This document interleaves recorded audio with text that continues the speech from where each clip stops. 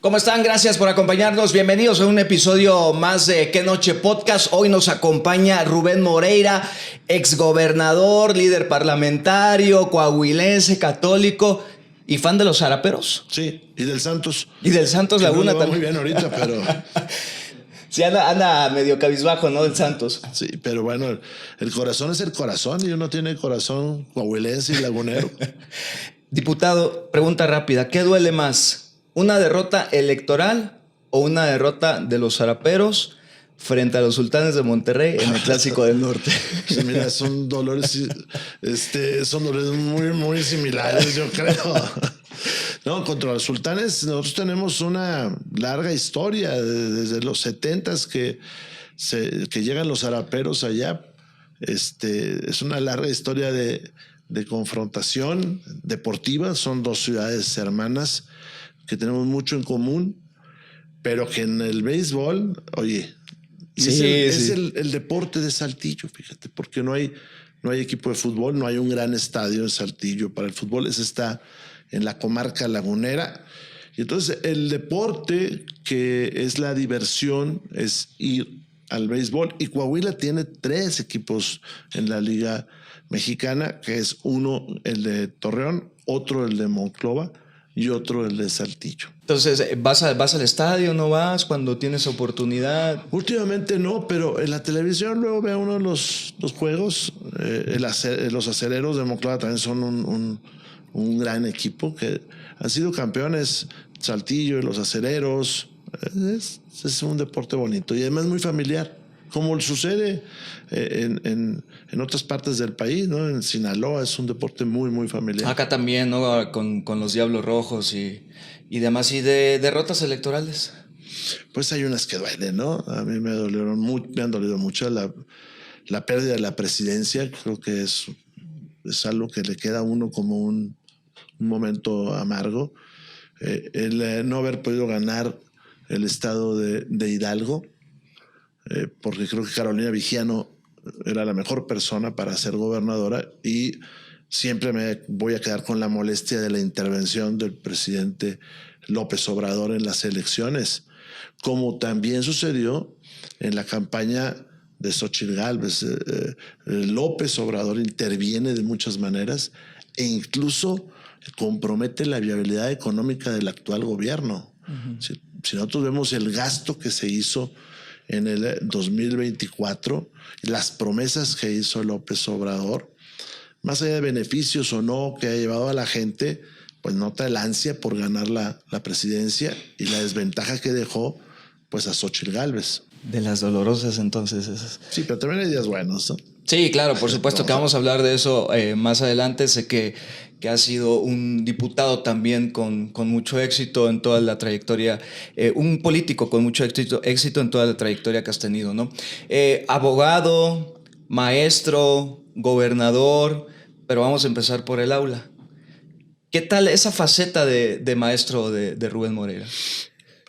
Mi bisabuelo, Rubén Moreira Cobos, se inscribió como primer alumno de la escuela normal básica de allá de Saltillo, la escuela normal de Coahuila, en 1894. Y entonces en mi familia han abundado los profesores y es una gran profesión. Mi padre fue profesor, él salió de la escuela Miguel F. Martínez de Monterrey. Mi madre salió de la misma escuela que mi bisabuelo, pero no era su bisabuelo, este bisabuelo es por la parte paterna. Y en la casa ha habido muchos profesores y yo estudié eso en la Escuela Normal Superior y estoy muy orgulloso. Estudié en el área de ciencias sociales, soy profesor de secundaria. En el día estudiaba leyes y en la noche en la Normal Superior. Y he trabajado de maestro en el CONALEP, que es la mera edad de los chavos. Es difícil y tengo gran recuerdos de cuando fui profesor del CONALEP y cuando fui profesor de la universidad también, y de la UANI, que es otra universidad allá en Coahuila, y pues me invitan a dar clases. ¿Qué valores, coordinador, llevas de tu familia y de la parte de la docencia a la política? En el discurso a lo mejor a la gente le llama la atención. Trato de ser pedagógico, trato de explicar por qué se las nota decisiones. mucho. Y pues es la formación de profesor y la formación de que yo escuché en mi casa, de explicar las cosas. Las grandes preocupaciones que yo tengo es la educación. Necesitamos invertir más en educación. El muchacho tiene que tener aprendizajes que sean significativos, que les sirvan para la vida, que sean pertinentes al momento que vivimos, que le generen valores como el aprecio a la patria, que le generen destrezas, el uso del lenguaje, del lenguaje tanto del español como del lenguaje matemático. Creo que invertir en educación es lo mejor que puede hacer un país. Yo tengo la historia de conocer Corea. Corea hace 62, 63 años exportaba pelo. Pelo exportaba. Era un país pobre, acaba de salir de la guerra con Corea del Norte. Se quedaron ellos en la parte de la península más difícil, no tienen minerales, orográficamente es difícil Corea del Sur. Y tuvieron un presidente, el presidente Park, que dijo: lo único que tenemos es inteligencia, son nuestros hijos. E invirtieron tanto que hoy tú ves lo que es Corea, las grandes corporativos, sí. Samsung, Kia, que es todo es conocimiento. Y muy estable en todos sus sectores, ¿no? Sí, pero toda la educación, toda la educación. El coreano, igual que el mexicano también, ama mucho a sus hijos y les invierte mucho en educación. Un coreano, aparte de lo que gasta en la educación, invierte un 30% más en que los muchachos estudien. Yo creo que es un aprendizaje que deberíamos de tener. En 2009 estabas como diputado, ¿no? Sí. Diputado allá en tu estado, presidiste la Comisión de Derechos Humanos. ¿Qué quedó vivo de esa etapa? Presidí 3 cosas. El Grupo de Amistad México-Cuba. Presidí el grupo de trabajo que investigó el Michoacanazo, no sé si lo recuerdas. Sí, claro, sí. Bueno, mucha gente es joven ahora, pero fue una detención masiva de funcionarios que son en Michoacán y que todos salieron libres porque fue en verdad algo que era pues ilegal e injusto en la mayoría de ellos. Y presidí la Comisión de Derechos Humanos, la que hizo la reforma o procesó la reforma del 2010-2011 que cambia entre otros el artículo 1 de la Constitución y que cambió el país, cambió hasta la Corte, que hoy tenemos retrocesos, Uriel, pero esa fue. Pasó algo singular. Yo hice todo el trabajo de procesar, de redacción, de hablar con grandes juristas como Juventino B. Castro, por ejemplo, Porfirio Muñoz Ledo, y 3-4 días antes que la votaron, tuve que ser operado de emergencia por cáncer. Entonces ahí se descompuso un poquito el asunto, pero eso quedó de esa legislatura. ¿Tuviste cáncer, coordinador? Sí.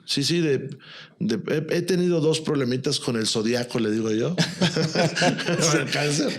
Para que no sea tan rudo, ¿no? Tan agresivo. Sí, he tenido 2 problemillas. Un cáncer de próstata, que me metió en muchos problemas y que recurrentemente, pues como que se activa un poquito, pero que ahorita está muy, muy bien. Yo tenía como 47 años, creo.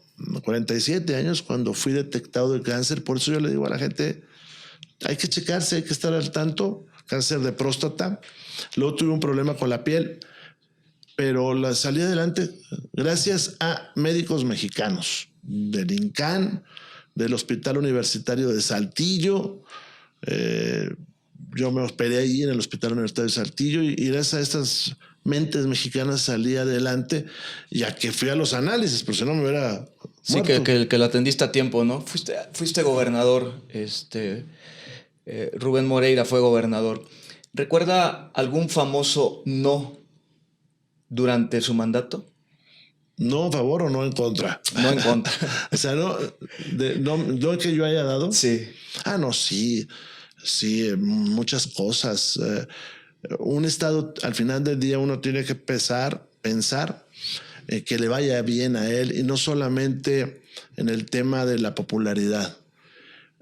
Algún asesor o algunos asesores me dijeron: no te metas al tema de la seguridad porque no reditúa, porque no hay solución. Decían, lo hacían de buena fe, no hay solución, te va a desgastar. Pero mi estado estaba tan complicado que les dije, no, vamos a entrarle.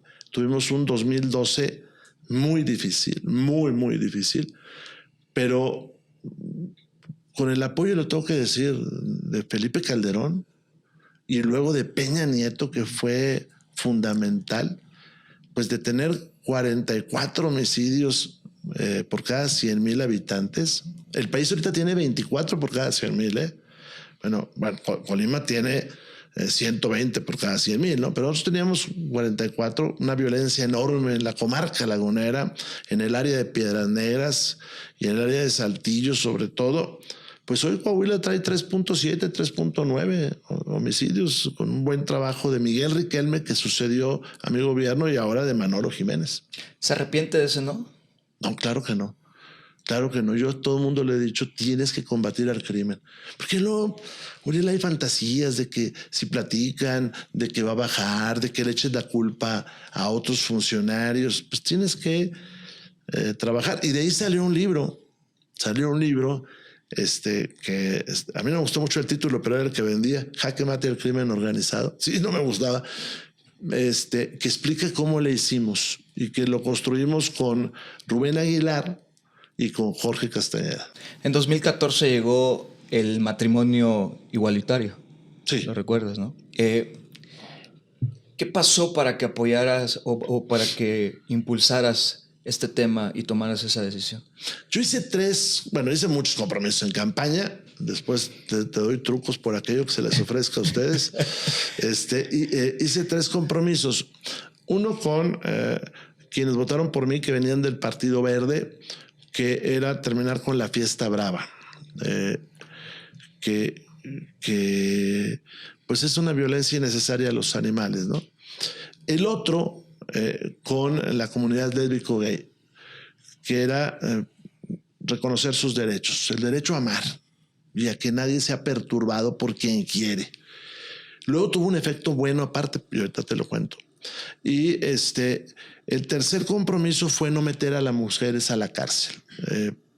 Cuando había una decisión, yo no estoy de acuerdo con el aborto, yo en lo personal, pero tampoco estoy de acuerdo con que las metan en la cárcel, porque entonces la que paga es la mujer.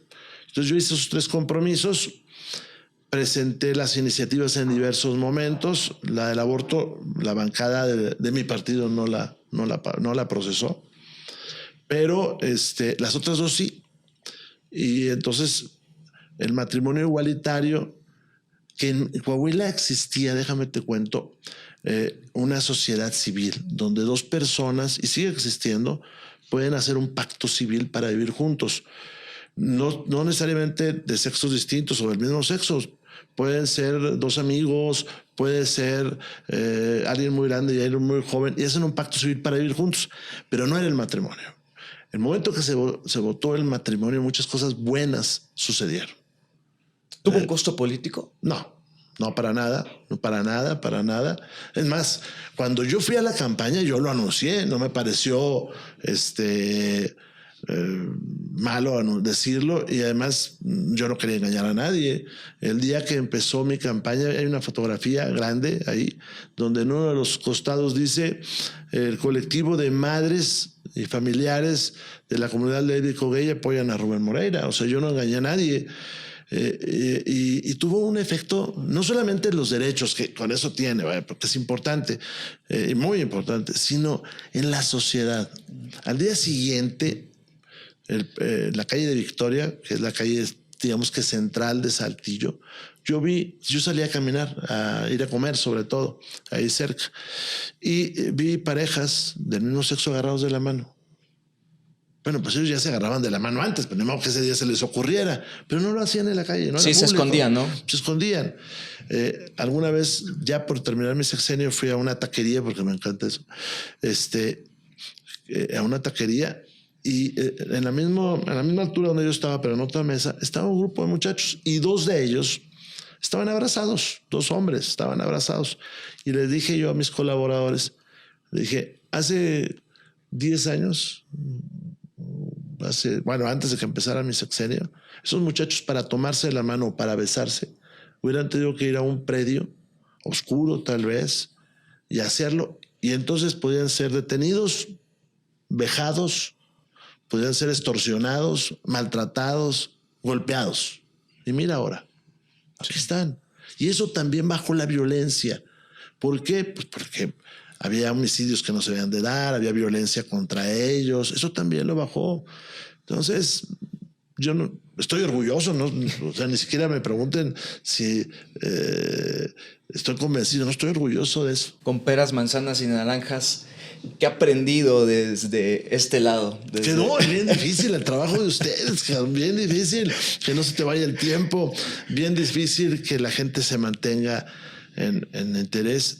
Te lo decía hace rato antes del programa, yo respeto todas las profesiones y que uno venga acá no lo hace a uno jamás. Periodista, para esto no, se forman, unos estudian, otros se forman y es muy difícil. La vida del periodista es muy, muy interesante, a veces sufrida.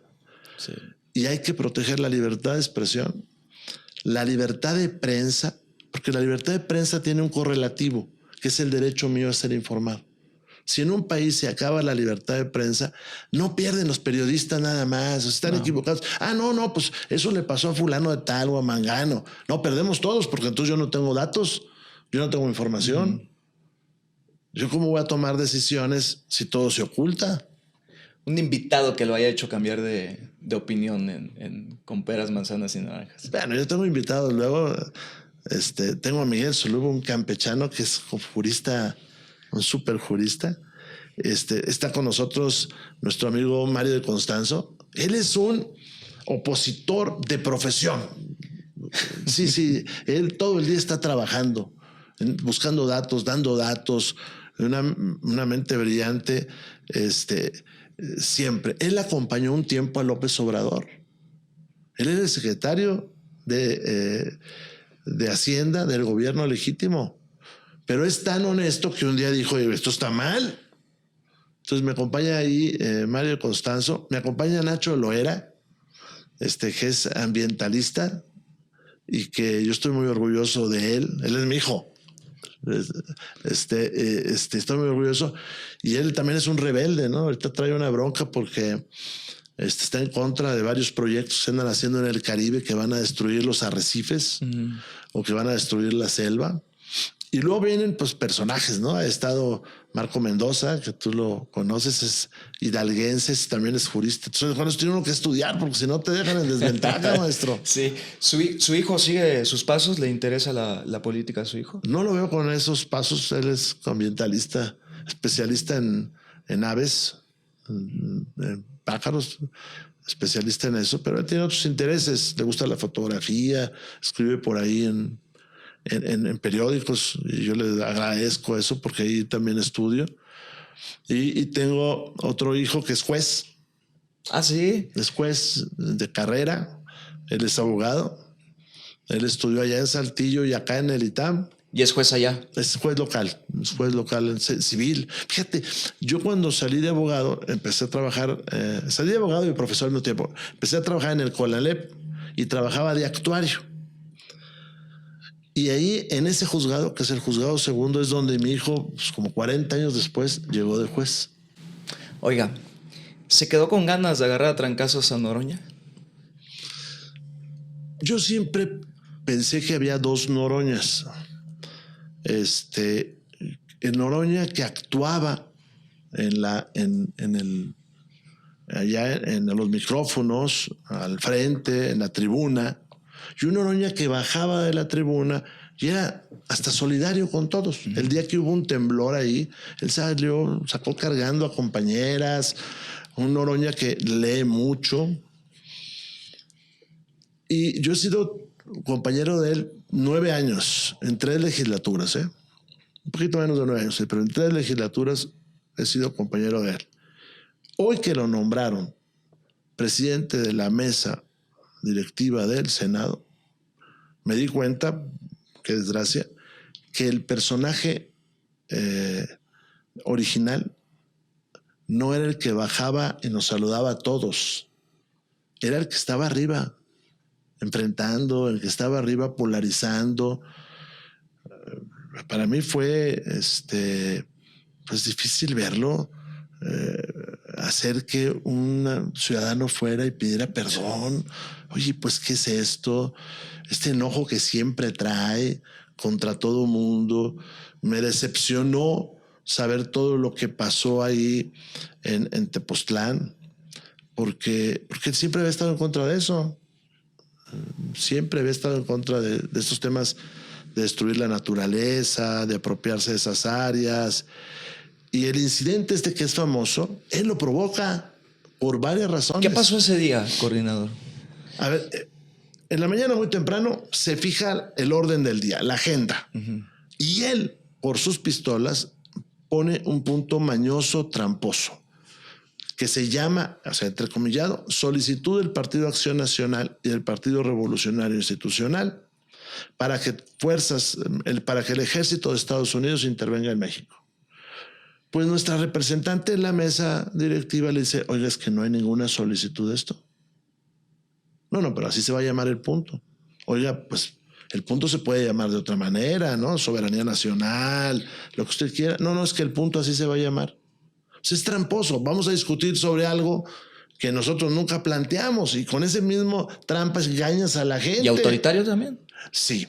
Entonces, le hablan a nuestro coordinador, Manuel Añorbe, en Cámara de Senadores, y le dicen, bueno, si ustedes no quieren estar en el nombre de ese punto, pues no acompañen al PAN y dejamos nada más al PAN. Pues eso tampoco nos pareció. Bueno, empieza el debate y se pacta todo. Y el orden era Manuel Añorbe discutía, había otros diputados, luego otro servidor, y cerraba pues nuestro dirigente nacional, como debe de ser, que estaba muy aplicado y muy serio, ahí sentado en un lado de nosotros, haciendo su discurso. Si alguien ve las panorámicas de esa sesión, se van a dar cuenta que Alejandro Moreno nunca se levanta de su asiento. O sea, él está escribiendo. Ahí está escribiendo. Él escribió con su puño de letra un discurso que después dijo, para quedar a constancia, que no se refería nada a ataques a nadie en particular, en un discurso político. Durante la sesión, Noroña se va encendiendo, agrede a Federico Dorin con insultos de todo tipo, pero además lo reta a golpes. ¿No? Lo reta a golpes, y ahí está, yo lo subí en mi cuenta de ex.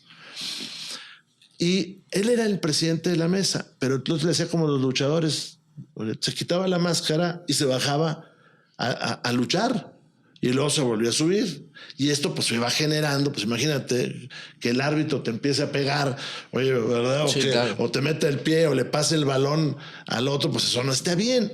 No es ilegal, pero no es... Los grandes presidentes que hemos tenido en el Senado y en diputados nunca han hecho eso.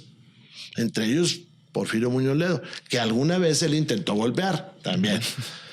Pues estábamos en el debate, nos subimos todos, y cuando ve él, porque él tiene la lista de oradores, que sigue de nueva cuenta Doring, y que sigue ahí en su primera intervención Alejandro Moreno, él decide cortar. Entonces levanto yo la mano y le digo, oiga, señor presidente, pues hay más oradores. Dijo, no, ya decidí cortar. Oiga, pero es que estaba pactado, digamos, en términos coloquiales, que el debate continúe. Y él voltea y le dice a la gente, ¿quieren que continúe? Lo corto. Pues eran de Morena, pues corto, sí, claro. lo que el otro incidió. Lo corta y entonces Alejandro, se sube. Me pregunta, ¿va a haber sesión después? Pues puede haber sesión después. Y Alejandro se sube a decirle que pacten una intervención futura de él. Pero con una total arrogancia minimiza a Alejandro, que es senador, es par de él. Y entonces los dos coordinadores, estamos en la permanente, el del Senado y su servidor, nos acercamos, como sucede en todas las ocasiones, pues para dialogar con el presidente de la mesa, no con el monarca, porque cuando él se retira faltándole el respeto a Alejandro hace el gesto pues de que espérate, y él se voltea y lo empuja. Luego se sube otro personaje que ahora sabemos que es un próspero empresario. ¿De Tepoztlán? De Tepoztlán. Por cierto. Y que tiene también allá en el AIFA su local, que sin ser trabajador del Senado se echó un viajecito a costa de todos nosotros en 120,000 pesos. 120,000 pesos. Se sube, me empuja a mí, hay escenas, pero es tan rápido, se me empuja. Yo vi a alguien con un palo, que resultó ser una cámara. Una cámara, sí. Pero no traía una cámara así, sino la traía en algo muy elevado. Llega con Alejandro y como dicen en el fútbol, lo pechea, no lo empuja. Él voltea, yo imagino, vio el palo y pues lo empuja, ¿no? Porque además tenía el otro enfrente. Se cae porque estaba una silla. Estaba la silla y ahí se cae. Y bueno, ya vieron ustedes todas las escenas. ¿Es extraordinario? Pues no. Se debe haber dado, pues se pudo evitar. Si le hubieran dado la palabra, que era lo que quería el otro, que además, espero que no se me enoje mi cuate, pues estaba muy esmerado en su discursito y le dijeron que siempre no. Se lo censuraron. Sí, tenía 3 horas escribiéndolo ahí. Y le digo, miren qué bueno que no vino. Y le digo, caray. Y se puede decir, si no fuera tanta confrontación, pues se pudo haber evitado. ¿Es extraordinario o no? Y se los dije yo unos días después en un discurso. Les dije, óigame, no me digan ustedes que hoy estas sorpresas. Reconozco que esto no debe suceder, sí, pero ustedes un día metieron un caballo. No sé, pues que un día metió un caballo uno de los diputados que ahorita está, o la violencia que ha habido en otras ocasiones. Pero eso sobre todo se dispara cuando hay una mala conducción de la mesa, como es ahora. Y luego Noroña insiste, ahora la trae contra los comuneros del Teposteco. Retándolos y todo. Retándolos. Ayer les volvió a decir, a ver si pueden. O sea, esa partecita. Los quiero ver, dijo. Sí, esa partecita que era la verdadera personalidad de este tipo. Decía algún filósofo antiguo que si querías saber cómo era la gente, que le dieras tantito poder. Y este se resultó. ¿Se lo comió el poder? Sí, te resultó un tirano, cabrón. O sea, injuria y todo. Pide guardias. En fin, ya anda, quiere quitarnos de diputados y senadores. ¿Alito hizo lo correcto? Alito se comportó correctamente. Hizo todo el trámite legal. Si usted se fija, se registra como orador, me instruye a mí para que pida la aclaración. Yo como coordinador pido la aclaración. Sube él a pactar ese otro debate, o sea, decir, bueno, si va a haber otra, pues yo hablo. Y el otro lo agrede. Noroña les dice pandilleros, particularmente por ese capítulo que sucedió ese día. A ustedes les dice pandilleros. ¿Ustedes qué le dicen a Noroña? Yo creo que él no está a la altura del momento histórico que le tocó vivir. Por 3 razones. Primera, porque él era el que conducía el debate ahí. Segundo, porque él representa al Senado, no al Congreso. El Congreso lo representa el que es líder de los diputados. Y la tercera, porque él debe estar a tono también con el gobierno que tienen. Ellos ganaron una elección, no ganaron una revolución. Entonces, imagínate, la semana que la presidenta de la República está con su informe, esté yo de acuerdo o no de acuerdo con lo que digo. La semana que viene, Marco Rubio, esté yo de acuerdo o no con lo que fue la conclusión. La semana que la presidenta va a empezar una gira que está en su derecho, tenemos a saboteadores de su propio gobierno y de su propio movimiento. Laida Sansores con una ley para expropiar propiedades. El señor Noroña queriendo meter a la cárcel a los comuneros de Tepoztlán. Bueno, pues uno no los entiende, con todo respeto. Oiga, ¿se redimió con el país Alito Moreno? Alito Moreno es opositor. Y como opositor, pues le ha tocado de todo, ¿no? Imagínate que entre en la vida personal con grabaciones falsas, truqueadas, pero que tengas esa brutal embestida, pues hombre, no, ni modo que le anden explicando a 120 millones de personas, no mires que yo ese día no estaba, ese día esto, ese día el otro. En Campeche hay una mujer, Laida Sansores. Yo los invito a que vayan. Es un estado bellísimo. Dice uno de mis hijos, si yo no fuera coahuilense, de aquí sería. Pero no está gobernando. Y entonces cada año, cuando viene su informe, Laida nos sale con una sorpresa. Pero si tú vas a Campeche, ves la selva devastada, ves la ciudad deteriorada, ves Ciudad del Carmen sin economía. Pemex debe 500,000 millones de pesos y muchos de ellos se los debe a campechanas y campechanos y sobre todo de la isla. Ves una gobernadora que el día que hizo su primer informe de gobierno hizo una coreografía. Ves una gobernadora que se disfrazó el otro día de María Antonieta y a sus colaboradoras de dama de la corte. Y entonces me dicen, es que ustedes se burlaron de ella. Oye, Uriel, ¿qué te parece que venga yo vestido aquí de Luis XIV? Pues te vas a reír, sí, o sea, decir, oye, este ya se volvió loco. ¿Qué le pasó a este cabrón? Avísenos, ¿no? Sí, para venir igual. Fumó. Sí, cuando vamos para tomar de la misma. Bueno, pues así es ella. Entonces, como no hay obra pública estatal, es federal y está muy cuestionada por lo que sucedió, no hay empleo. El PIB de Campeche cayó 16 puntos abajo del cero. O sea, no estaba en 20 y bajó a 4, no, 16 puntos abajo del cero. El PIB de Campeche. El de Tabasco 12, ¿eh? Y ella no hace más que empezar a agredir a tiros troyanos a todos, entre ellos a los periodistas. Entonces, Alito, con lo que sucedió en el Senado con Noroña, ¿se redimió? Yo no utilizaría la palabra redimir porque eso implicaría que andaba mal.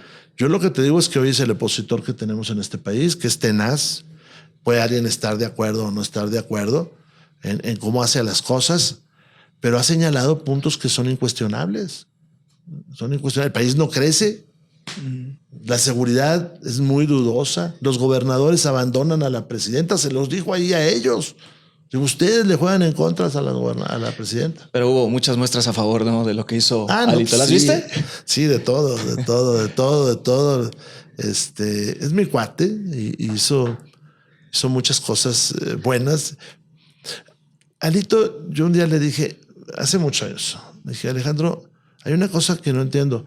¿Por qué no presumes el crecimiento de Campeche? Y dijo, mira, a lo mejor es falta de modestia, o sea, se va a ver mal por falta de modestia, porque Campeche estaba creciendo al 8-9% con la infraestructura que estaban llevando, entre ellos el puente que une Carmen con Campeche. Sí, nos platicó de esas obras. Sí. Pues ese es un puente arriba del mar. Uno que sabe lo que valen las cosas dice, oye, la capacidad de gestión fue muy grande y ahora pues Campeche no está bien. Preguntas rápidas, respuestas rápidas. ¿Es su amigo, Alito Moreno? Sí, claro. ¿Qué piensa de Noroña? Una decepción. ¿Vio el informe de Claudia Sheinbaum? Espero que vayan los secretarios a la glosa, porque el informe es un resumen, pero espero que los secretarios vayan a la glosa. Hace un año no fueron. Que es la glosa, es el momento en que se examina el informe pedacito por pedacito, parte por parte. ¿Miente Claudia? Engaña con muchas cifras. ¿Qué piensa de AMLO? Dejó muy comprometido al país y dejó una condición financiera que no se merecía Claudia. ¿Morena está destrozando la democracia? Sí. Alito y Dorin se sentaron ahí y dijeron que en Morena hay narcopolíticos. ¿Coincide? Sí. De todo el paquete de reformas constitucionales que han empujado desde el oficialismo, ¿cuál duele más? La del Poder Judicial, porque están engañando a la gente. A propósito del Poder Judicial, y hablando más en contexto de esta reforma, ¿qué cambios sí y cuáles no debieron suceder? Yo creo que ningún cambio de esos debieron de haber sido otros. Le dijeron a la gente que iba a haber justicia. Vamos por partes. Justicia penal. Pues lo primero es que no te asalten, que no maten a las personas. Esto es la primera. Hablando del término justicia, no del término derecho. Entonces lo primero es eso, que no pase eso. Segundo, que si pasa un incidente, pues tengamos las suficientes fiscalías locales, los suficientes peritos, luego los suficientes jueces, luego que todos ellos estén bien pagados, luego que tengamos procedimientos rápidos y luego que haya centros penitenciarios donde la gente esté dignamente alojada o ahí encerrada, que se pueda readaptar. Bueno, nada de eso va a pasar. Hablando del mundo civil, mercantil y familiar, pues tú quieres certeza jurídica, ¿no? Bueno, para que haya certeza jurídica necesitamos mejores registros públicos de la propiedad, necesitamos más juzgados. Hay juzgados que tienen 20,000 casos vivos y no se aumentó el número de jueces. Luego, nosotros queremos justicia, no venganza. Por lo tanto, necesitamos mejores leyes. Eso no va a pasar, para eso no se diseñó eso. ¿La nueva corte tiene legitimidad? No, por ninguno de los lados. Primero, porque yo esperaría una corte donde estuvieran los más preparados. Esa reforma no fue para eso. Segunda, porque ya encarrilado, aunque yo no estoy de acuerdo en hacer un proceso electoral, ellos llegaron con el 9% de los votos. Es con lo que llegaron. Luego, de todo el país, luego hubo estados con el 4%, entre ellos Jalisco. Sí, en general creo que fueron 9 millones, ¿no? Los que salieron a votar. Y con acordeones. Sí, y luego viene este tema de los acordeones, que ya quedó demostrado hasta por la OEA. A Little se le hacen de bronca porque va a la OEA. Por eso nosotros tenemos firmada una carta democrática para que la OEA sea un interlocutor con la sociedad. Para empezar, nosotros México. Y andan enojados también pues porque la OEA vino y les dijo que era un fraude la elección famosa. Entonces no están legitimados. ¿Es independiente la nueva corte? No, su dueño es el que hizo los acordeones. Ahora, ¿hay riesgo de que, o ya lo estamos viviendo, coordinador, un riesgo de hiperpresidencialismo? Te voy a decir una teoría que yo tengo a partir de que pues yo soy profesor de historia. En un principio yo pensé eso, un hiperpresidencialismo, porque los órganos autónomos debilitaban el presidencialismo, eran un contrapeso. El INAI, sí, el FTL, todo era para bajar el poder de un presidente o presidenta. Pero hoy me doy cuenta que estamos en una reedición del maximato, es decir, de alguien que manda y que no necesariamente es el titular del Poder Ejecutivo. Porque el poder se está trasladando a un partido, a Morena. Y quien tenga el control estatutario o metaestatutario de ese partido decide cosas como quién es ministro de la Corte. Porque si no estás en el acordeón, pues ya batallaste. Decide si hay revocación de mandato. Decide si, por ejemplo, va a haber candidatos o no candidatos. Entonces, ¿quién está mandando? Yo tengo mi teoría de que estamos virando hacia un maximato. Oiga, un riesgo o un ejemplo de riesgo a la ciudadanía que pueda correr con la reforma, con esta reforma judicial. Así en corto. Te voy a dar uno muy sencillo, muy sencillo. Es que la Corte lleva 2,000 casos y son los grandes temas nacionales. Sí, y es el último escalón. Y pueden ser importantísimos, pero a la vida de una persona se tardan en llegar. Sí. Te voy a decir cuál es un problema. Vas a un juzgado y el juez no está preparado para llevar una audiencia. Empieza a haber un desquiciamiento. Segundo, hay jurisprudencia. ¿Qué tal si el juez no la obedece? Tercero, el juez puede estar pensando en la próxima elección. Todos van a pensar en la próxima elección. Sí, claro. Entonces, hay cosas que no nos gustan. A mí no me gusta que la gente le quiten su casa por una hipoteca. Pero si esto no se hace conforme a derecho, quitando las injusticias, obvio, pues nadie te va a prestar. Y un país donde no hay crédito, pues es un país que va a tener problemas. O te van a hacer más caro el crédito. Entonces, si te presto, nada más que hoy me vas a dar más garantías. Va a haber más intereses. ¿Qué tal si el juez no sabe que hay que resolver por cuestiones de género y en los juicios de alimentos se equivoca? O sea, ser juez es bien difícil. Miren, no me lo tomen a mal.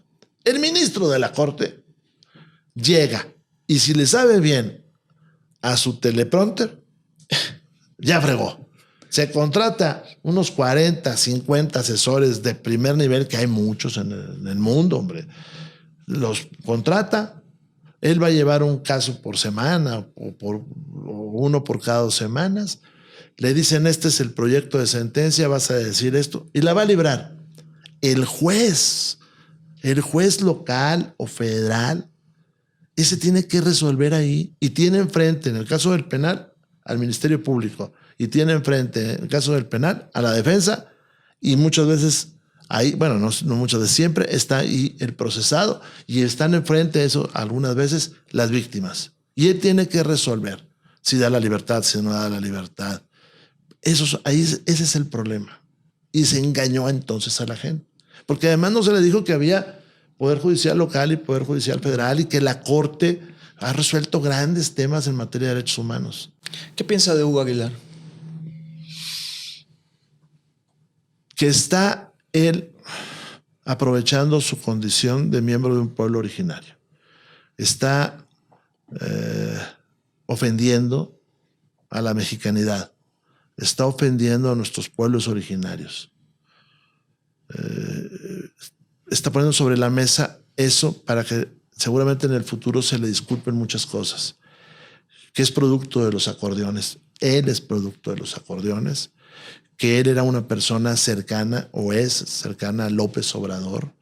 Que hay muchas quejas de los pueblos originarios cuando él hizo las expropiaciones, porque él hizo las expropiaciones. Entonces no se vale, ¿no? La cercanía que asegura el oficialismo generará esta nueva corte con los mexicanos, ¿se mide en fotos? Se lo digo porque ayer o antier salió Hugo Aguilar, el presidente, a saludar a la gente, a tomarse fotos, a estar cerca de ellos. Yo creo que no genera eso. O sea, puede haber cercanía. Si hubiera una auténtica cercanía, no subía las fotos. ¿Para qué? O sea, tiene cercanía, ¿para qué sube las fotos? No, es un acto premeditado, ¿no? Te quiero decir que ahí enfrente de la Corte siempre ha habido un grupo que agrede a los que vamos a presentar algún escrito. Nos pasó, le pasó a Krill, le pasó a Marco Cortés, a Jesús Zambrano, obviamente a Alejandro y a tu servilleta. Fuimos a dejar un escrito, una acción de inconstitucionalidad, según recuerdo, y le silban y sale un grupo que tiene ahí, o tenía el anterior jefe de gobierno y hoy tiene la nueva jefe de gobierno para lo que se ofrezca. Yo creo que es un error de Hugo. Si él es cercano a la gente, pues no tiene por qué salirlo a demostrar, se lo van a reconocer. Ni depende de cómo se vista uno. ¿Tenemos los ministros que necesitamos o que merecemos en este momento? No están los que necesitamos. Hay excepciones, por ahí hay una excepción, o dos, que son gente más mesurada, que son gente que estudió. Loretta Ortiz, hay gente que no le parece, pero Loretta Ortiz es una estudiosa. Fue directora de la Facultad de Leyes de la Universidad Iberoamericana o de la carrera de Leyes de la Universidad Americana. Es carrera, no es facultad, de la carrera de Leyes de ellos. Fue maestra de la Libre de Derecho, que es una gran escuela de Derecho. Creo que es de la UNAM. Tiene sus maestrías, doctorados. Fue mi maestra en la maestría y yo puedo certificar que es una muy buena abogada. A veces no estoy de acuerdo con sus resoluciones, pero hay excepciones como ella. 7 de los 9, si no mal recuerdo, son cercanos a Morena, ¿no? Tienen algún vínculo con Morena. ¿Eso es correcto, es incorrecto, coordinador? Pues es incorrecto porque eso demostró que no se quería hacer las cosas bien, se querían meterlos en el acordeón. Hay varios estudios, ¿eh? Está esto que dijo la OEA, pero hay varios estudios que se han hecho públicos, uno por con los consejeros del INE, donde dijo la posibilidad de que que tú tuvieras esos nombres y sin los acordeones sucediera, es una en 7,000 millones. Brutal. Entonces, haz de cuenta que todos los presentes aquí le atinamos a una serie de números sin saberlos, pues las posibilidades son mínimas. Bueno, en un país como el nuestro era una en 7,000 millones. El Tribunal Federal Electoral no dijo nada, la Corte no tuvo los votos suficientes, el INE no tuvo los votos suficientes, pues no tienen legitimidad. Oiga, hay jueces que quedaron ahora y que han defendido a narcotraficantes, presuntos delincuentes. ¿Deberían estar dentro del Poder Judicial estos jueces? Te voy a poner un ejemplo que yo vi.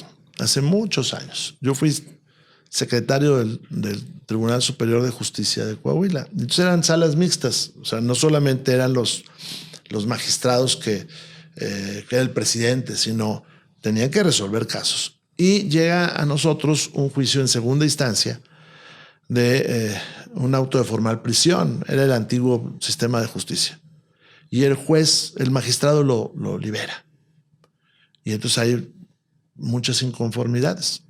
Y él defiende su sentencia diciendo: miren cómo lo llevaron. Está todo golpeado. Miren su declaración. Se la sacaron con tortura. ¿Tiene la culpa el juez? Pues no. O sea, tiene la culpa un sistema donde no tenemos fuerza en las fiscalías. Entonces, ¿qué tipo de país queremos vivir? ¿Un país donde no haya presunción de inocencia o un país donde haya presunción de inocencia? Eso no quita que haya jueces malos, pero un sistema de votación no los va a quitar. Un sistema de votación no va a quitar a los jueces malos, porque el juez malo va a querer ser popular, ¿no? O sea, está en contra de que se elija por voto popular a los jueces. Dígame sí o no, y si quiere agregar contexto, adelante. ¿Claudia tiene el control absoluto del país? No. ¿Hay oposición? Sí. ¿El INE requiere blindaje o cirugía? Cirugía profunda. ¿Por qué? Porque no es el órgano autónomo que merece y necesita este país. ¿La alianza PAN-PRI debe seguir en las próximas elecciones? Yo soy 2025-2027. Yo soy aliancista. Debe haber alianzas, coaliciones, tal vez no totales, pero sí debemos de enfrentar en algunos lugares juntos al sistema. ¿Irían con MC? Yo creo que MC debe reflexionar y reunirse con PAN y con PRI. Si quiere ser la oposición que salve a México, si está esperando que fracasen los otros dos partidos para irse al segundo lugar, eso no es bueno para México. ¿El PRI debe cambiar de nombre? Yo creo que el PRI tiene que ser y la está haciendo, una reflexión constante y determinar. Es medio complicado eso porque el PRI está en el corazón de la gente, muchos mexicanos con ese nombre. Entonces yo creo que la reflexión debe ser más profunda. ¿El INE requiere más autonomía presupuestal? Sí, y requiere certeza de cuánto presupuesto va a haber. Imagínate que con lo que se gastaron ahora quieren hacer una elección nacional, va a fracasar. ¿Volvería a impulsar el matrimonio igualitario hoy? Sí, claro. ¿México necesita policía estatal fuerte sobre la Guardia Nacional? Más que necesita policías estatales fuertes, que hagan un trabajo conjunto, porque hay gobernadores que se están haciendo patos, perdón por la palabra, y entonces dicen, no, pues mira, aquí está, es un delito federal. Pues no, tienen que trabajar, donde se trabaja conjuntamente, puede haber resultados. ¿En Morena gobierna el autoritarismo? Sí. ¿El oficialismo escucha? No. ¿La cooperación con la DEA es necesaria? Sí. ¿Por qué? Porque el fenómeno delictivo que enfrentamos no es propio de un país, es mundial y en este caso es regional. Y bueno, no solamente la DEA, ellos tienen muchas otras agencias y es de coordinación y de colaboración. ¿La libertad de expresión está en riesgo, diputado? Sí, más que nunca en los tiempos recientes. Pónganos un ejemplo que no nada más aplique para medios de comunicación, porque de pronto podría confundirse un poco de que la libertad de expresión nada más aplica en el sentido de los que estamos en los medios de comunicación, pero la gente que hoy está comunicando en redes sociales también está en riesgo, ¿no? Sí, claro, y más con estas leyes que tenemos, donde te pueden bajar la plataforma, donde pueden endurecer el control, donde se están utilizando jueces a modo, porque utilizas un juez electoral, utilizas un juez local para censurar a una persona que puede ser un periodista o que no puede ser un periodista, o puede ser un empresario o puede ser un ciudadano cualquiera. Pero yo agrego otra cosa, Aurel. La libertad de prensa y la libertad de expresión y la libertad de prensa, que es su manifestación, tienen enfrente mi derecho a estar informado. Claro, sí. O sea, tú estás en una televisora. Cuando yo te prendo a ti es porque yo quiero saber algo de lo que está sucediendo. Si quisiera que me siguiera la corriente, pues veo la mañanera, ¿verdad? Si yo soy chairón, pues veo la mañanera, ¿verdad? Pero la gente tiene derecho a ver otras posturas. Y eso fue una gran lucha. Hay gente que critica el PRI del pasado, pero el PRI era un viaje de una revolución, porque el PRI sale de una revolución, en los contextos de 1929, y es un viaje a una democracia. Con Morena, sin revolución, es un viaje a una dictadura. De la reforma electoral, en 5 meses, si no mal recuerdo, coordinador, si no, corríjame,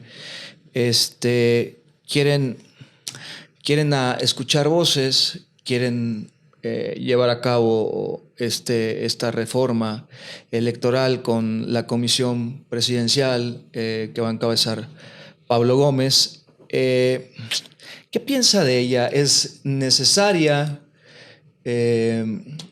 ¿Va a ser más enfocada hacia favorecer al oficialismo? En este contexto no se puede uno sentar a hablar con ellos porque ellos lo que requieren es una foto para exhibir a que hable con ellos. Ellos quieren una dictadura. Es evidente y te lo puedo en 3 cosas demostrar fácilmente. Entonces uno no se puede sentar a hablar con el que quiere una dictadura sobre las reglas que ellos ya decidieron que haya. Si tú me dices, ¿se requiere una reforma electoral? Pues sí, pero en otro momento. Se requiere, por ejemplo, representación pura en las cámaras. Que lo que dijo el Senado, el pueblo, se exprese exactamente en las cámaras. Si dijo que un partido debe tener el 5%, así, que tenga el 5% de los diputados. Lo que no se vale es como ahora, que un partido sacó el 54% y tiene el 75% de los diputados. Deberían de hacer una adecuación para el tema de la próxima elección, porque la próxima elección tienes toda la elección regular federal, elecciones de gobernador en 17 estados, elecciones municipales y luego todas las elecciones de juzgadores federales y locales, excepto Corte y excepto Tribunal de Disciplina. Dicen que van a escuchar voces. ¿Es cierto? ¿Será cierto? Quiero ser muy respetuoso ahí. Van a llevar gente que les va a decir lo que ellos quieren y va a ir gente, y quiero ser muy respetuoso porque muchos son amigos míos, que cándidamente cree que los van a escuchar. Y no los van a escuchar. Van a ir a grabarlos, van a hacer libros. Yo tengo estantes completos de foros de este sexenio que no, bueno, de Morena más bien, que no han tenido un efecto.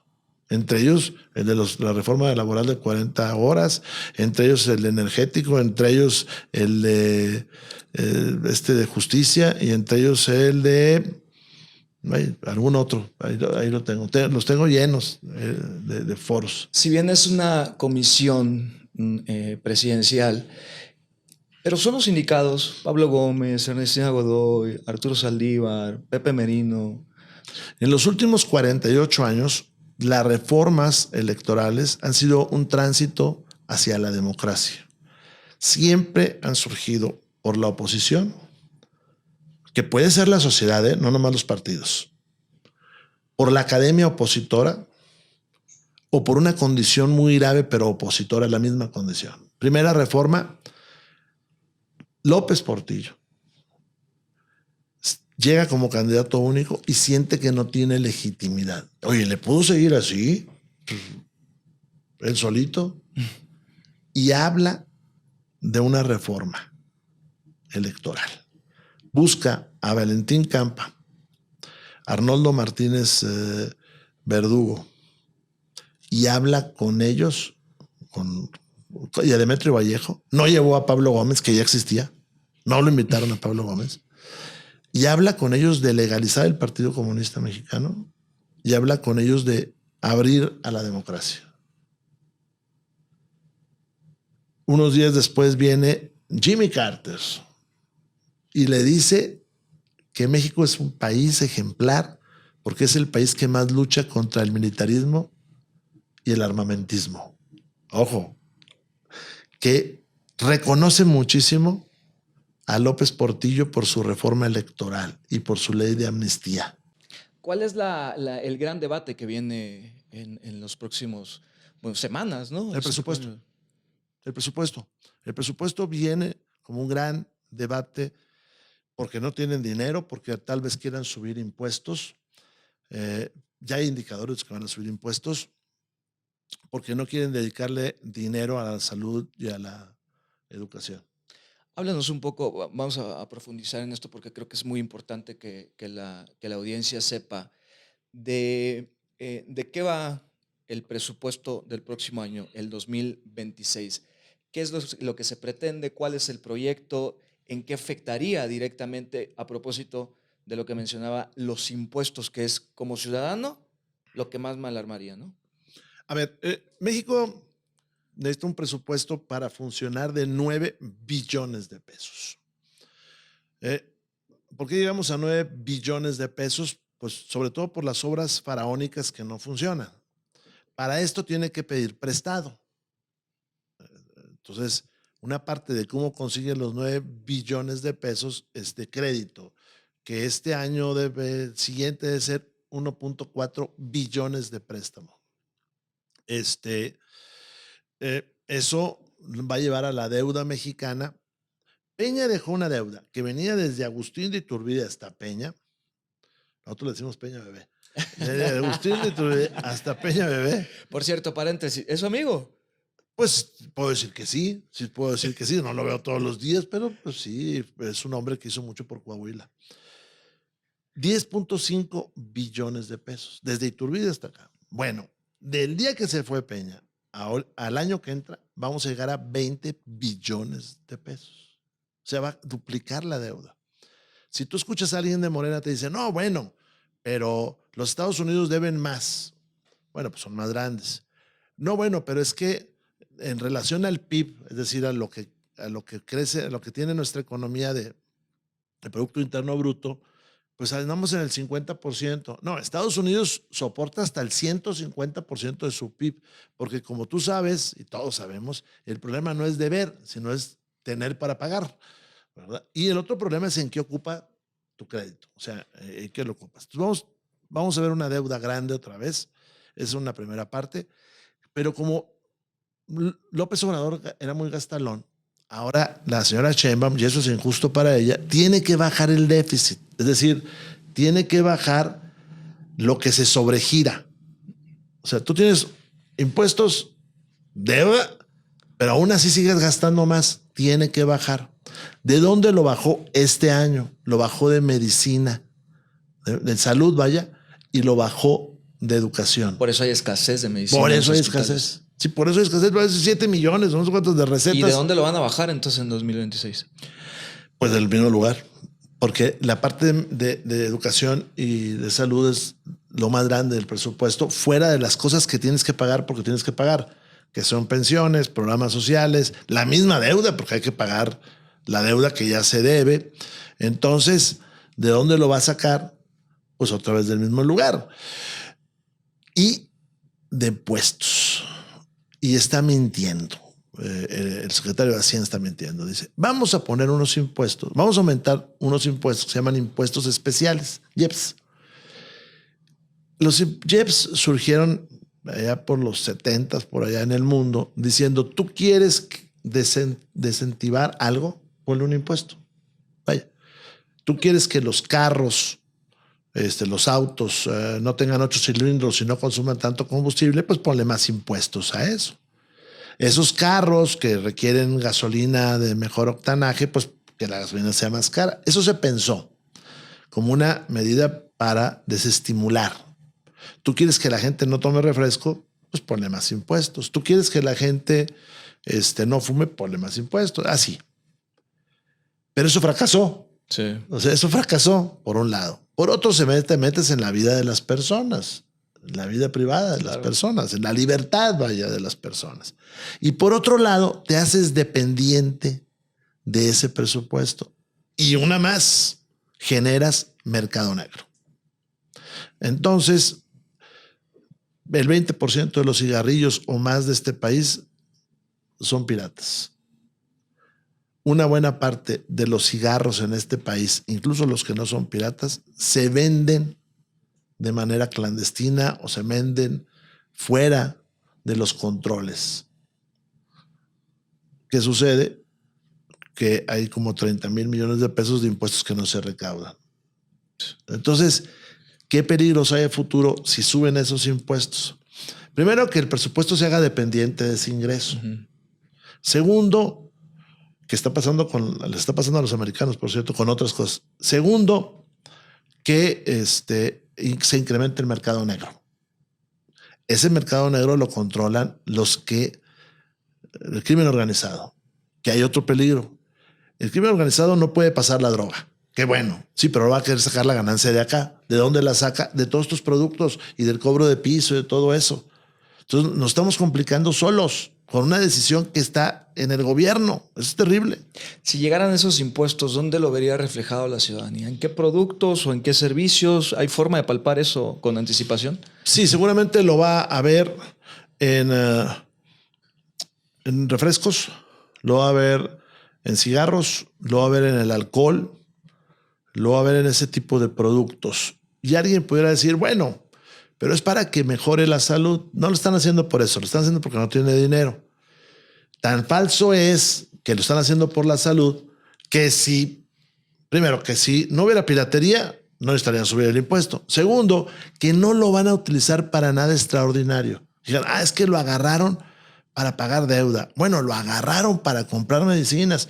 Bueno, lo agarraron para rehabilitar Acapulco. No, lo van a meter al gasto corriente. Porque ellos saben que va a seguir ingresando ese dinero, que eso para lo que ellos dicen no sirve. Entonces es una falsedad, eso es una falsedad. ¿Qué piensas de los programas sociales? Están en la Constitución, el PRI los votó, deben de seguir estando en la Constitución. Una cosa es clara, los programas sociales siempre han existido, ¿no? Sí, para empezar, desde tiempos de... Porque hay quien piensa que son de Morena. No. Usted ve programas sociales, por ejemplo, con López Mateos, que eran los desayunos escolares. Es un programa social. Los libros de texto gratuitos, que ahora los vemos normalmente, pues era un programa social. Antes no lo sabía. Mi abuela o mi abuelo pues no tenían libro de texto. Pero hay una diferencia ahora. Primero, Morena los condiciona. Te dicen que no, pero los condiciona a temas como, pues hay que ir a votar a la revocación del mandato, pues écheme la mano con el acordeón, y los condiciona de manera perversa. Los programas sociales no se pueden quitar porque están en la Constitución, pero sí pueden pasar dos cosas. Primero, que no haya dinero para sostenerlos, y eso Morena nos pone en riesgo. Y la segunda es que el programa social no genere desarrollo. Ese es un problema que hay ahí. ¿A qué me refiero? Te estoy dando una cantidad de dinero, pero por otro lado no te doy salud. Entonces con tu dinero tienes que ir a comprar la medicina. Atender. Entonces no está generando desarrollo. Esa persona no puede decir, ¿sabes qué? Voy a agarrar mi programita social para ir a un museo. Voy a agarrar mi programita social para pagarle a lo mejor un curso de inglés a mi hijo o para mejorarme en alguna cosa mía. No. O voy a poner un negocio. No, lo tiene que usar para lo que antes te daba el Estado. ¿Quién inventa las transferencias? Bueno, ¿quién pondera las transferencias económicas? Un señor que se llama Milton Friedman. ¿Quién era Milton Friedman? Uno de los padres del neoliberalismo. Que dice, así, él decía, no yo, a los pobres dales dinero. Y ellos con eso les satisface su necesidad de ingreso y que cada quien se ocupe entonces con ese dinero. Mientras que por el otro lado, la otra corriente es, yo te garantizo salud, educación, libertades, seguridad y te compenso con un programa social. Son dos cosas distintas, aunque sea el mismo dinero, ¿eh? Y con Morena lo que está pasando es que, no quiero decir marcas, pero qué bueno que existen ciertas farmacias ahí con un gordito bailando y todo eso. No, porque si no, no tendríamos médico. Sí, claro. 6 de cada 10 mexicanos pagan su salud. Cuando lo confrontas contra cuántos tienen seguridad social, pues resulta que muchos de ellos deberían de tener seguridad social, pero no van al seguro social, prefieren ir a esos otros procedimientos. Oiga, visión a futuro. ¿Aspira a dirigir el PRI? No, yo creo que ya estoy viejito, tengo 62 años. ¿Qué riesgos? Sí tengo ganas de volver a ser diputado porque traigo un buen pleito con los de Morena que no quiero que se trunque. Oiga, si no me van a ver allá afuera de Palacio grite y grite a mí solo. ¿Qué riesgos asume hoy por su visión justamente de lo que nos decía? Pues es que Morena polariza mucho y enardece, como todas las grandes dictaduras, enardece y entonces corres riesgo hasta sin querer queriendo, como decía aquel personaje. Sí, claro. Titular o mito, algo así como verdad o mito. Usted me dice si es titular o mito, ¿no? ¿Los criminales compraron elecciones en Coahuila? Mito. Pero te tengo que aclarar algo. En el pasado, yo tengo documentos donde alguno de los grandes delincuentes capturado ya decía, estuvimos a punto de ganarle tal elección a Rubén. Es decir, participaban. ¿De verdad? Sí, yo tengo esas declaraciones. Un día si quieres platicamos de puras cosas de seguridad. Tengo esas declaraciones, ¿no? Las amenazas de muerte, yo tengo una declaración ahí que hizo la Fiscalía de Coahuila a uno de estos grandes, estoy hablando de los grandes delincuentes, los que mandaron a Estados Unidos, que dice, un día me las va a pagar, porque ahorita no, porque anda rodeado de marinos y cosas. ¿Hay crisis de combustible? ¿Es un problema de logística? Sí. Bueno, es un problema de que no producimos lo suficiente, de que las refinerías no están bien, pero también es un gran problema de logística, de mucha logística. El huachicol, estos camiones que compró López Obrador y que no sabemos dónde quedaron, los bloqueos que se hacen y que no le pagan a los proveedores. ¿Sin INE fuerte no hay alternancia real? Si corremos ese riesgo. ¿Nuestro sistema de salud es como el de Dinamarca, titular o mito? No, pues es que es quimera. La frase esa fue mortal y demostró que López Obrador no conocía Dinamarca. Para empezar, ¿verdad? Sí. Oiga, ya para ir cerrando. ¿Te puedo decir una cosa? Dígame. Como dicen en mi tierra, se la mamó, cabrón. No manches, güey. Sí se pasó de...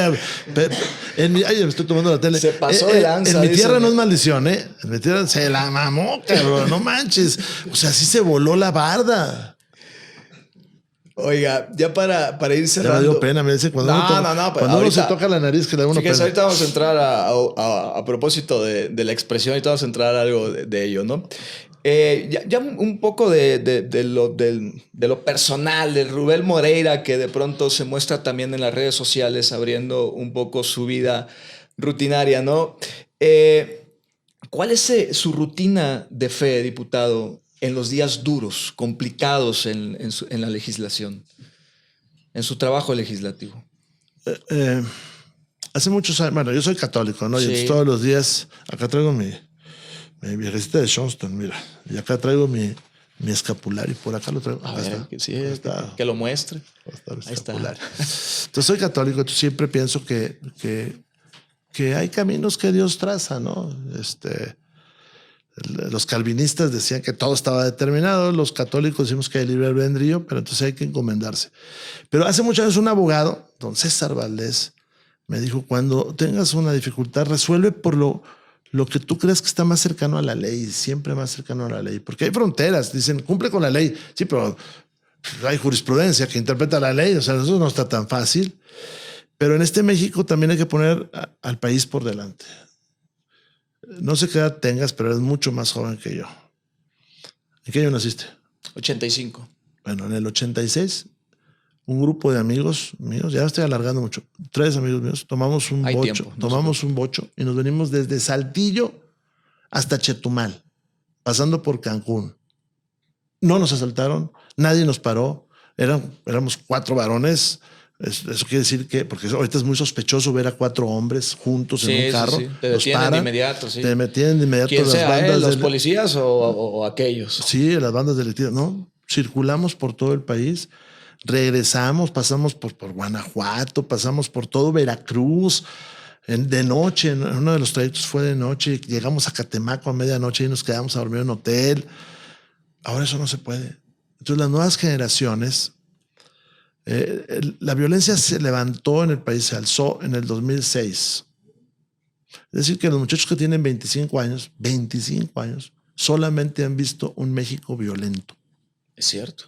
Y no hubo un México que no era violento, jóvenes. Había problemas de otro tipo, pero violento en el sentido de que tú ves por la calle te asesinen, no. Eso no. No, eso era esporádico, muy, muy esporádico. ¿Un domingo sin política significa paz, diputado? Bueno, siempre hay que trabajar porque como el lunes tengo algunos compromisos, pues tengo que trabajar un poquito, pero México, a mí me gusta mucho la Ciudad de México. Sí. Entonces, siempre hay un lugar a donde ir, o en México, como dicen los españoles, en las cercanías. Entonces, pues a veces me voy acá a Hidalgo, que tiene una gastronomía muy importante. Y a veces me voy a Saltillo, pero es más distancia. ¿Música o lectura? Las dos cosas. ¿Sí? Las dos cosas. Me gusta mucho leer. Pareciera que más la lectura. Sí, me gusta mucho leer. Y para leer necesito estar en silencio. Me saca de concentración rápidamente cualquier cosa. ¿Y de música qué le gusta? Dame la verdad, el heavy metal. ¿En serio? Por eso, miren, siempre anda con energía, ¿no? El heavy metal. Aunque yo estoy siendo viejito, ¿no? Ya el heavy metal ya de los viejitos. Pero el heavy metal.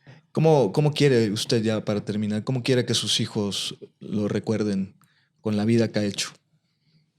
Como un hombre que amó a su país y a mi tierra, que es Coahuila.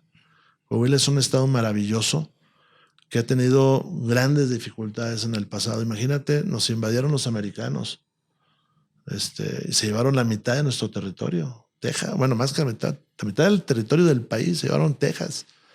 Es un estado donde es difícil la vida. Alguien en el desierto tiene que hacer un gran esfuerzo para vivir, pero es un estado muy bello, muy bonito. ¿Le dan consejos a sus hijos? Sí, no me cotorrean también, pero sí. Oiga, le quiero mostrar algo rapidísimo, sé que ya tiene el tiempo encima. No, yo tengo todo el día, pero venga, nadie nos va a ver, güey. Exactamente. Oiga, a ver, usted maneja sus redes sociales. Sí. Hay algunos posteos que ha hecho que han sido pues atractivos, ¿no? Para sus seguidores e incluso para sus no seguidores, ¿no? Le voy a mostrar unas fotos y usted me dice qué recuerda o qué contexto había dentro de estas publicaciones, ¿no? Para empezar, le voy a leer el copy, el pie de foto que puso. Dice Rubén Moreira: hay días que uno no anda para mamadas y este es uno de ellos. Sí. Ay, con mi Ray-Ban. Ya me gustan los Ray-Ban. ¿Qué pasó aquí? Porque además hizo viral, ¿no? Sí, ese tuvo como 1 millón de likes y de reproducciones. Tuvo muchísimas. Ese día veníamos en la camioneta y nos enteramos de un homicidio de muchachos, creo. Y de esas cosas que dicen, no, ¿por qué pasa esto en este país? Mira, cuando muere un muchacho, muere un futuro. Sí. Ese muchacho no va a tener hijos, no va a tener nietos, no va a salir y caminar, hombre, por las calles. Entonces, ese día pasó eso.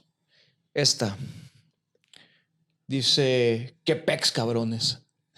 También, o sea, sí fue, porque traíamos lentes oscuros. Es que traen.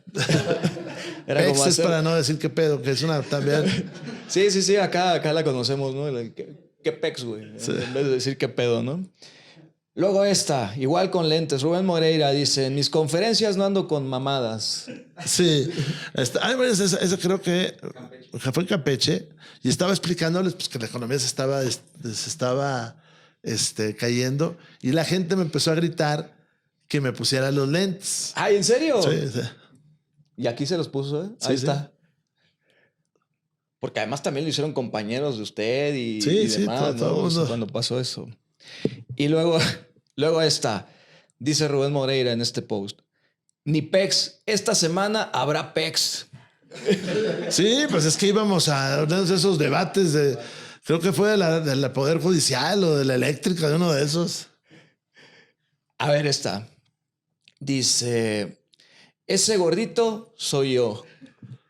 Ah, bueno, pues porque yo ahora peso 90 kilos, pero en esa fotografía yo era gobernador, entonces pesaba 120 kilos. ¿Estaba en algún recorrido, trabajo? Andábamos, si mal no recuerdo, estábamos recorriendo el cuartel, creo, el que construimos en San Pedro, de una brigada militar. Luego esta es la más reciente. Se puso bueno el PEX. Ah, no, sí, de verdad. En la cámara, ¿no? Sí, pues estaba la manifestación. Es que no dejaron hablar a Alito. Otra vez lo mismo, historia. Pues cuando sube una persona a hablar, pues hay una serie de consensos al interior. Entonces, oye, pues que hable nuestro dirigente nacional. Alejandro es muy dado a decir, mándame notas, ideas. Y luego que no lo dejen hablar, pues oye, entonces hizo una manifestación muy grande. Fue ahí Ricardo Monreal a hablar con nosotros. Y creo que lo hizo bien Ricardo Monreal. Porque había quien le aconsejaba que no dialogara. Fue con nosotros, llegamos a un acuerdo y pues ya siguió la sesión correctamente. Vámonos ya, coordinador. Muchísimas gracias. Nada más para ahora sí terminar. Me gustaría que nos regalara un titular que el día de mañana le gustaría que apareciera en los medios de comunicación y un compromiso verificable en el tiempo que usted guste, 90 días más, pero primero el titular. Un titular que a mí me gustaría. Que a usted le gustaría que apareciera en los medios de comunicación mañana para el bien de los mexicanos. El PRI se opone a la destrucción de la democracia. Y un compromiso verificable. Pues tiene que ser cuando lleven dos cosas. Cuando lleven el presupuesto, porque ahí vamos a ver cuál es la orientación del próximo año y la reforma electoral. Bien, pues muchísimas gracias, coordinador, por habernos acompañado en este episodio de Qué Noche Podcast. Por cierto, agradecemos al Hotel Fiesta Americana, que ha tenido la gran hospitalidad de atendernos. De verdad, cuando tengan oportunidad de visitar Hotel Fiesta Americana México Toreo, háganlo porque tienen las mejores instalaciones. Gracias de verdad por toda la atención que nos dan. Nos vemos, hasta la próxima.